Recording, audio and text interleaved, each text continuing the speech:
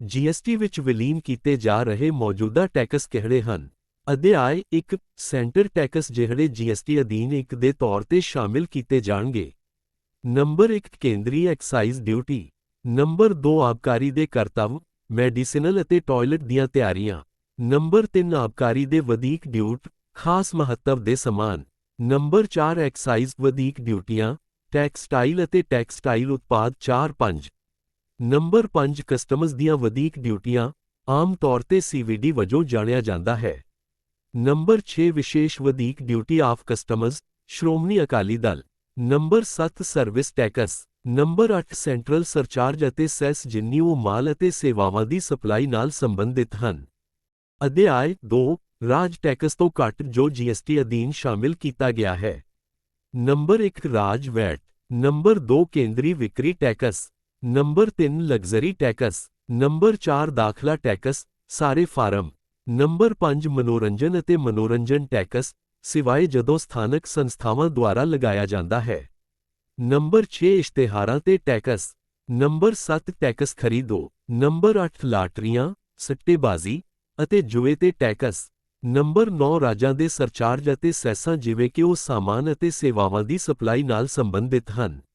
ਇਸ ਸਵਾਲ ਨੂੰ ਜ਼ਰੂਰ ਪੜ੍ਹੋ, ਸਰਕਾਰ ਜੀਐਸਟੀ ਦਾ ਪ੍ਰਬੰਧ ਕਰਨ ਦੀ ਯੋਜਨਾ ਕਿਵੇਂ ਬਣਾਉਂਦੀ ਹੈ? ਕਿਉਂਕਿ ਭਾਰਤ ਕੋਲ ਸੰਘੀ ਢਾਂਚਾ ਹੈ, ਜੀਐਸਟੀ 2 ਪੜਾਵਾਂ, ਕੇਂਦਰੀ ਅਤੇ ਰਾਜ ਪੱਧਰ ਤੇ ਲਾਗੂ ਕੀਤਾ ਜਾਵੇਗਾ। ਜੀਐਸਟੀ ਸਾਰੇ ਸਾਮਾਨ ਅਤੇ ਸੇਵਾਵਾਂ ਦੀ ਸਪਲਾਈ ਤੇ ਲਗਾਇਆ ਜਾਵੇਗਾ। ਇਨਪੁਟ ਟੈਕਸ ਕ੍ਰੈਡਿਟ ਦੀ ਕ੍ਰਾਸ ਵਰਤੋਂ ਦੀ ਆਗਿਆ ਨਹੀਂ ਦਿੱਤੀ ਜਾਏਗੀ ਅਤੇ ਸਬੰਧਤ ਸਟੇਜ ਦੇ ਇਨਪੁਟ ਟੈਕਸ ਕ੍ਰੈਡਿਟ ਨੂੰ ਉਸੇ ਸਟੇਜ ਤੋਂ ਬੰਦ ਕਰਨ ਦੀ ਆਗਿਆ ਦਿੱਤੀ ਜਾਵੇਗੀ। ਹਾਲਾਂਕਿ, ਸਮੁੱਚੇ ਸਾਮਾਨ ਅਤੇ ਸੇਵਾਵਾਂ ਵਿੱਚ ਕੇਂਦਰੀ ਜੀ.ਐਸ.ਟੀ ਦੀ ਕ੍ਰਾਸ ਵਰਤੋਂ ਨੂੰ ਆਗਿਆ ਦਿੱਤੀ ਜਾਣੀ ਚਾਹੀਦੀ ਹੈ, ਕਿਉਂਕਿ ਰਾਜ ਦੁਆਰਾ ਪ੍ਰਬੰਧਿਤ ਜੀਐਸਟੀ ਲਈ ਆਗਿਆ ਦਿੱਤੀ ਜਾਵੇਗੀ। ਜੀਐਸਟੀ ਦੇ ਤਹਿਤ ਪ੍ਰਸਤਾਵਿਤ ਭੁਗਤਾਨ ਪ੍ਰਣਾਲੀ ਦੀਆਂ ਪ੍ਰਮੁੱਖ ਵਿਸ਼ੇਸ਼ਤਾਵਾਂ। ਜੀਐਸਟੀ ਦੀ ਸੰਪੂਰਨ ਪ੍ਰਣਾਲੀ ਹੇਠ ਲਿਖੇ ਫੀਚਰ ਦੇ ਨਾਲ-ਨਾਲ ਚੁਕਾਈ ਜਾਵੇਗੀ। ਨੰਬਰ 1 ਪੂਰਾ ਇਲੈਕਟ੍ਰਾਨਿਕ ਸਿਸਟਮ।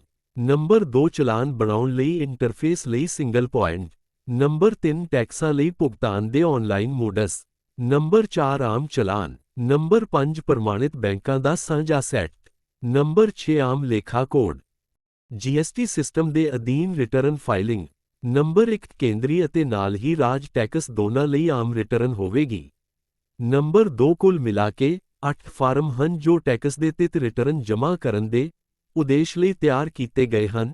ਜੀਐਸਟੀ ਸਿਸਟਮ ਹਾਲਾਂਕਿ ਇੱਕ ਯੂਜ਼ਰ 7 ਉਪਭੋਗਤਾ ਦੇ ਉਦੇਸ਼ ਲਈ, ਉਨ੍ਹਾਂ ਵਿੱਚੋਂ ਸਿਰਫ 4 ਦੀ ਵਰਤੋਂ ਕਰਨ ਦੀ ਜ਼ਰੂਰਤ ਹੋਏਗੀ: ਸਪਲਾਈ, ਖਰੀਦਦਾਰੀ, ਮਹੀਨਾਵਾਰ ਰਿਟਰਨ ਅਤੇ ਸਾਲਾਨਾ ਵਾਪਸੀ ਸਮੇਤ। ਨੰਬਰ 3 ਕੰਪੋਜੀਸ਼ਨ ਸਕੀਮ ਦੇ ਅਧੀਨ ਤਿਮਾਹੀ ਰਿਟਰਨ ਭਰਨ ਲਈ ਛੋਟੇ ਟੈਕਸ ਦੇਣ ਵਾਲਿਆਂ ਲਈ ਇੱਕ ਵਿਕਲਪ ਹੈ। ਨੰਬਰ 4 ਰਿਟਰਨ ਭਰਨ ਦੀ ਪ੍ਰਕਿਰਿਆ ਪੂਰੀ ਤਰ੍ਹਾਂ ਆਨਲਾਈਨ ਮੋਡ ਦੁਆਰਾ ਕੀਤੀ ਜਾਵੇਗੀ। ਨਵੀਂ ਜੀਐਸਟੀ ਪ੍ਰਣਾਲੀ ਤਹਿਤ ਰਜਿਸਟਰ ਕਿਵੇਂ ਹੋ ਸਕਦੇ ਹੋ? ਨੰਬਰ 1 ਵੈਟ, ਸੈਂਟਰਲ ਐਕਸਾਈਜ਼ ਅਤੇ ਸਰਵਿਸ ਟੈਕਸ ਦੇ ਮੌਜੂਦਾ ਡੀਲਰਾਂ ਲਈ ਇੱਕ ਤਾਜ਼ਾ ਰਜਿਸਟ੍ਰੇਸ਼ਨ ਲਈ ਅਰਜ਼ੀ ਦੇਣ ਦੀ ਕੋਈ ਲੋੜ ਨਹੀਂ ਹੋਵੇਗੀ। ਨੰਬਰ 2 ਹਾਲਾਂਕਿ, ਜਿਹੜੇ ਨਵੇਂ ਡੀਲਰ ਪਹਿਲਾਂ ਕੋਈ ਰਜਿਸਟਰੀ ਨਹੀਂ ਲੈ ਚੁੱਕੇ ਹਨ, ਉਨ੍ਹਾਂ ਲਈ ਇੱਕ ਵੀ ਅਰਜ਼ੀ ਫਾਰਮ ਹੋਵੇਗਾ ਜਿਸ ਦਾ ਨਾਮ ਦਰਜ ਕਰਨਾ ਹੋਵੇਗਾ। ਇਹ ਵਿਅਕਤੀ ਦੇ ਪੈਨ ਤੇ ਆਧਾਰਿਤ ਹੋਵੇਗਾ ਅਤੇ ਕੇਂਦਰ ਅਤੇ ਰਾਜ ਦੋਵਾਂ ਦੇ ਉਦੇਸ਼ਾਂ ਦੀ ਪੂਰਤੀ ਕਰੇਗਾ।